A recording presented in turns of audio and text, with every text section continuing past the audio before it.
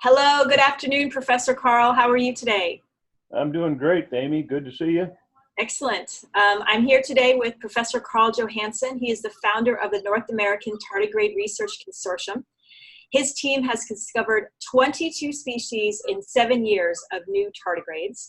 They have developed full genomes for numerous tardigrade species, and now they're focused on stem cell preservation based on tardigrade processes. So thanks for talking with us, Professor Carl.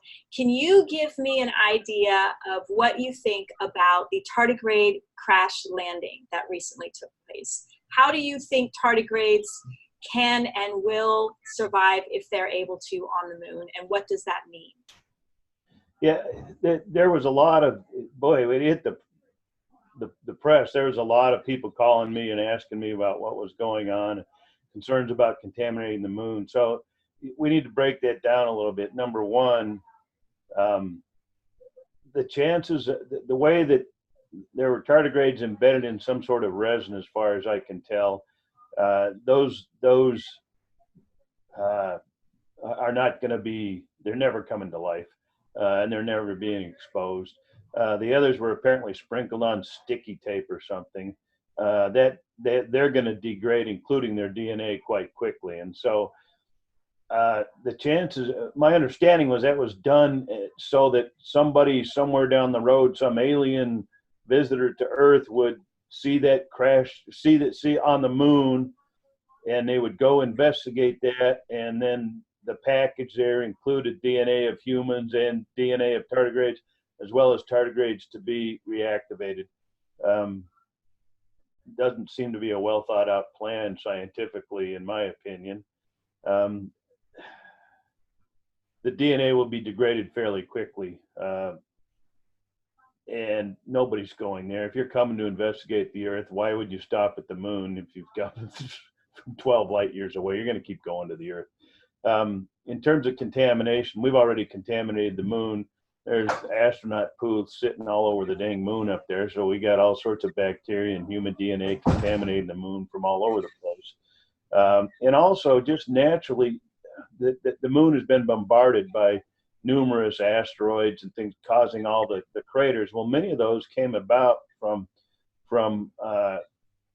collisions of Earth that Earth had with other celestial bodies, small asteroids that actually eject material, rocks and things like that, up essentially out of Earth's atmospheric, not only atmosphere, but also out of the gravitational pull. And mathematically, those things are hitting the moon, or hit the moon consistently for a long period of time. That's where all those craters came from. And it's quite likely that tardigrades hitchhiked on some of those rocks that hit the moon in that ejecta. But a tardigrade hitting the moon is out of luck. There is no free water. There is no food source. Everybody talks about them being immortal. They're really not, even when they're in the state of cryptobiosis and they're stored in ideal conditions. The most we've ever seen is 30 years when we could still reactivate them. So did they contaminate the moon? Yes. Is it the first contamination of life on Earth to the moon? No, absolutely not. Are they going to be up and walking around? No, that's not going to happen either. So the scientific community kind of viewed this as basically a publicity stunt, and the